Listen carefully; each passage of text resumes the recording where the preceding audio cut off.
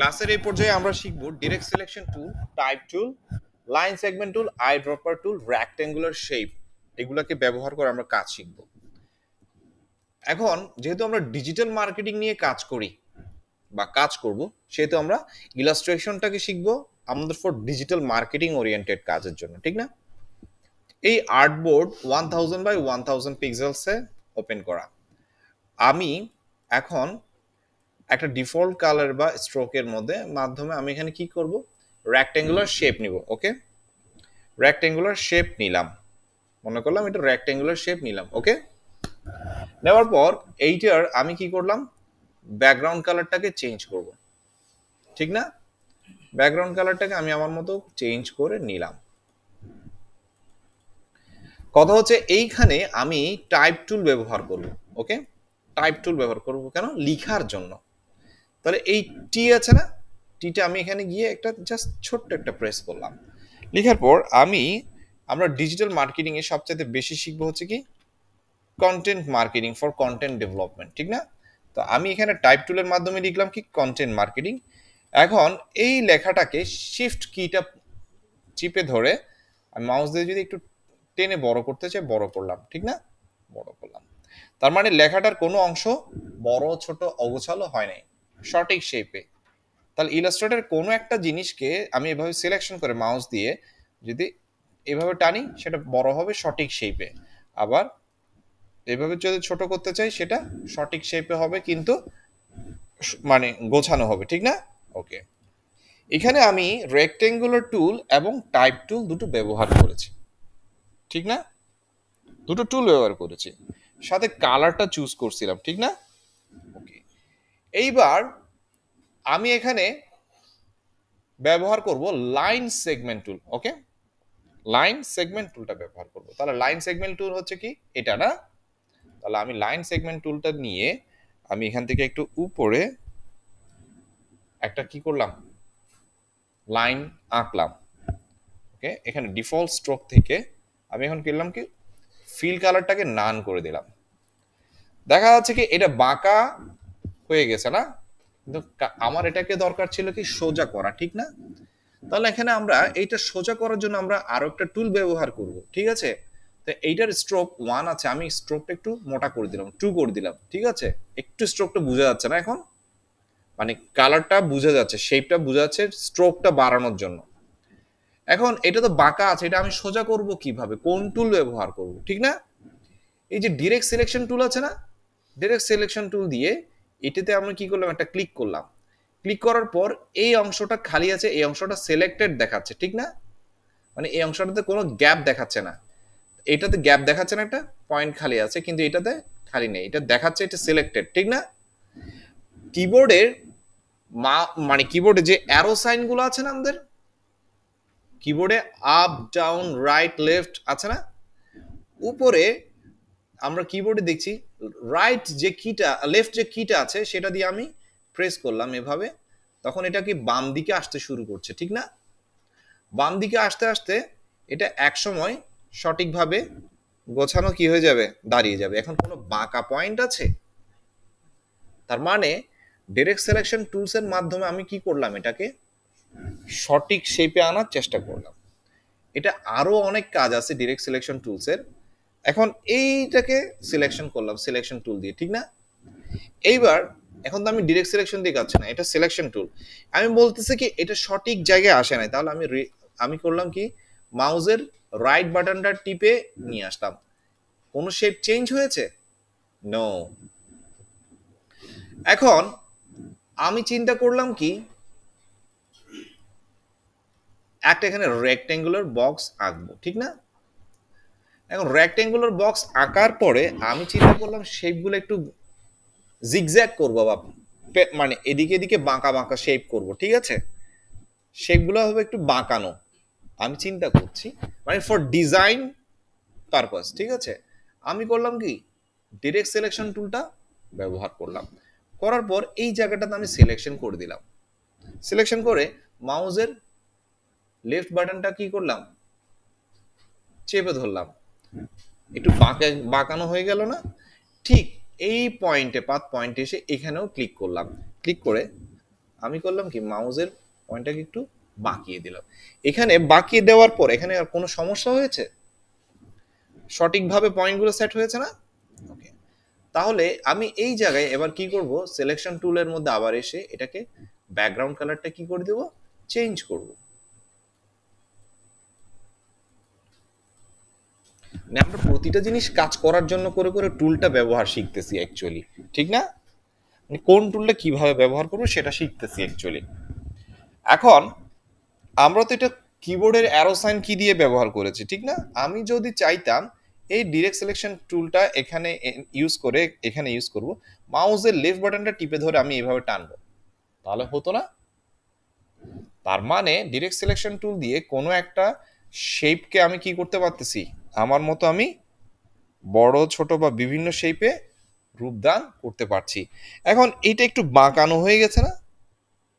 এখন এই শেপটা এখন কিভাবে ঠিক করব, অ্যারো সাইনটা ব্যবহার করলাম, এখন বরাবর মিলার জন্য একটু, এখন বরাবর মিললো না? তাহলে এখন আমি আবার কিবোর্ডের অ্যারো সাইনগুলো ব্যবহার করেছি আপ ডাউন বা যেটা জন্য, ঠিক না? তাহলে মাউস এবং কিবোর্ডের অ্যারো সাইনগুলো ব্যবহার করতে পারছি ডিরেক্ট সিলেকশন টুলকে দিয়ে একটা শেপ ঠিক করার জন্য, ঠিক না? তার মানে ডিরেক্ট সিলেকশন টুল বিভিন্ন শেপকে বিভিন্নভাবে ড্র করতে সহায়তা করে, ঠিক আছে? তার মানে একটা রেক্টেঙ্গুলার টুলকে আমি টাইপ টুল ব্যবহার করে এখানে আমি কি করেছি, একটা কন্টেন্ট লিখেছি না, টেক্সট লিখেছি। এইবার এখানে আমি চাইলে একটা কি করতে পারি, মানে টাইপ টুল নিয়ে এসে আমি এখানে একটা টেক্সট লিখতে পারি। কন্টেন্ট মার্কেটিং কিসের জন্য লাগে, এসইও করতে লাগে, এসইও লিখলাম। লেখার পর ডিরেক্ট সিলেকশন টুল না, এটা সিলেকশন টুল, সিলেকশন টুল দিয়ে এই যে টেক্সট এরিয়া সিলেকশন আছে না, শিফট কিটা টিপে ধরলাম, টিপে ধরে এই টেক্সটটা একটু বড় করার চেষ্টা করলাম, ঠিক না? বড় করার চেষ্টা করলাম। এখন আমি চিন্তা করতেছি এটাকে সেন্টারে নিয়ে আসবো লাইন সেগমেন্ট টুলের বরাবর, ঠিক না? তাহলে আমি করব কিবোর্ডের রাইট কিটা ব্যবহার করবো, রাইট অ্যারো কিটা ব্যবহার করলাম, ঠিক আছে না? এবার চলে আসলো না? চলে আসলো না? ওকে, সেম আমি লাইন সেগমেন্ট টুল ব্যবহার করব এদিকে আরো একটা কি করার জন্য, কাজ করার জন্য, ঠিক না? একটু বাঁকানো করে রেখেছি, ঠিক না? আমি এবার ওকে, এটা স্ট্রোক পয়েন্ট আমি বাড়াবো কিভাবে, ডিফল্ট ফিল কালার দিলাম। এবার এখানে যে ফিল কালারটা আছে সেটা নান করে দিলাম আর স্ট্রোকটা 2 করে দিলাম, ঠিক আছে না? এইবার সেম আমি ডিরেক্ট সিলেকশন টুলটা নিয়ে এই জায়গায় কি করব, পিন করব বা সিলেক্ট করব। সিলেক্ট করার পর আমি চিন্তা করতেছি এটা কি সঠিকভাবে সোজা করব। তাহলে হচ্ছে, হচ্ছে কারণ দুটো তো একসাথে সিলেকশন হয়েছে, সে তো শেপে আসতেছে না। এখন প্রথমত আমি চিন্তা করছি উপরেরটাকে শেপে আনার জন্য, তাহলে আনলাম। এইবার এই শেপটাকে কি করব, সঠিকভাবে আনার চেষ্টা করব। দেখেন তো এবার সঠিকভাবে আসছে কিনা, কোনো এদিক এদিক বাঁকানো আছে নাই, ঠিক আছে? এবার এখানে একটু করে যদি জুম করতে যাই তাহলে দেখা যাচ্ছে কি এই শেপটা একটু ভেতরে ঢুকে গেছে না? নিখুঁত যদি কাজ করতে যাই আমি এখানে সিলেকশন টুল ব্যবহার করব, সিলেকশন টুল ব্যবহার করে এটাকে জুম করে, আমি জুম করেছিলাম কন্ট্রোল প্লাস না, এবার সিলেকশন টুল ব্যবহার করে আমি এটাকে কিবোর্ডের ডাউন অ্যারো সাইনটা ব্যবহার করলাম, ঠিক না? সঠিকভাবে মিলে গেল না? আমি চিন্তা করছি কি এখানে এলিপস টুলটা ব্যবহার করব। কোথায়? এখানে এলিপস টুল ব্যবহার করব। তাহলে আমি এলিপস টুল ব্যবহার করতে গেলে এখানে এলিপস টুলটা নিলাম, নিয়ে আমি কি করলাম, এলিপস টুলটা ব্যবহার করলাম। ব্যবহার করে এটার ব্যাকগ্রাউন্ড কালারটা আমি আমার মতো করে দেওয়ার চেষ্টা করলাম মনে করি, ঠিক আছে? এখন দেওয়ার পর আমি চিন্তা করতেছি কি এই সার্কেল যে শেপটা আছে সেটা লাইন সেগমেন্টের সাথে সঠিকভাবে মিডল পয়েন্টে মিলে নাই।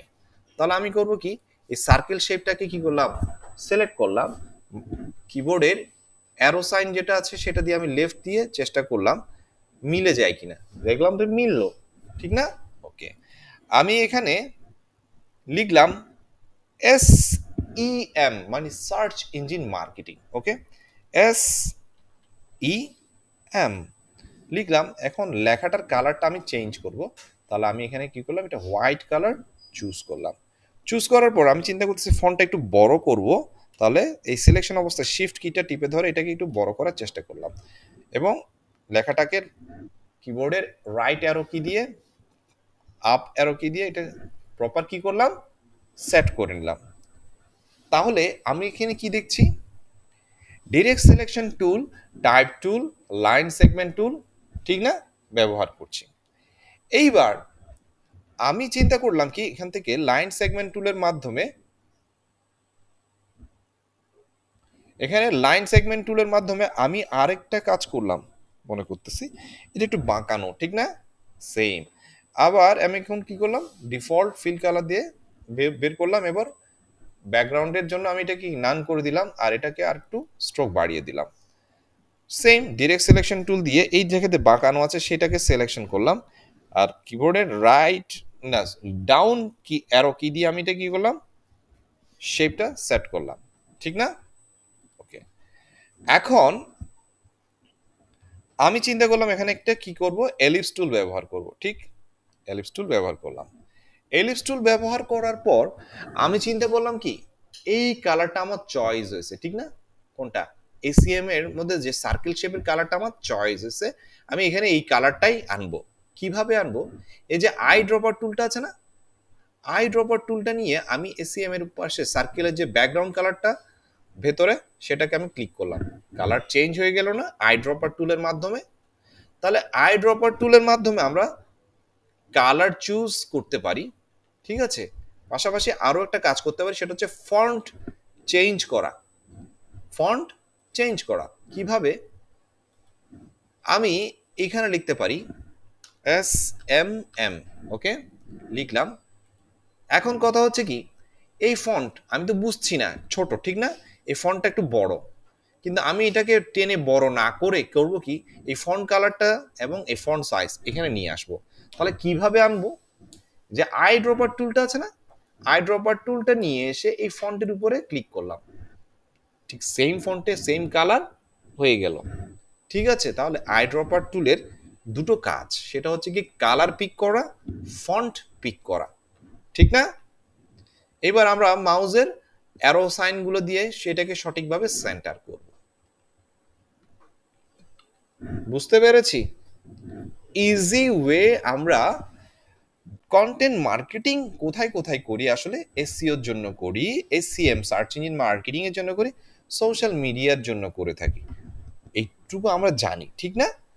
তাহলে এই জিনিসটা করতে করতে লিখতে লিখতে আমরা জানতে জানতে as a digital marketing student আমরা কয়টা টুলের কাজ দেখেছি, ডাইরেক্ট সিলেকশন টুল, টাইপ টুলের ব্যবহার দেখেছি, লাইন সেগমেন্ট টুলের ব্যবহার দেখেছি, আই ড্রপার টুলের ব্যবহার দেখেছি, রেক্ট্যাঙ্গেল শেপটা ব্যবহার করেছি, আবার ডাইরেক্ট সিলেকশন টুলের মাধ্যমে আমরা একটা শেপ চেঞ্জ করা শিখেছি, ঠিক না।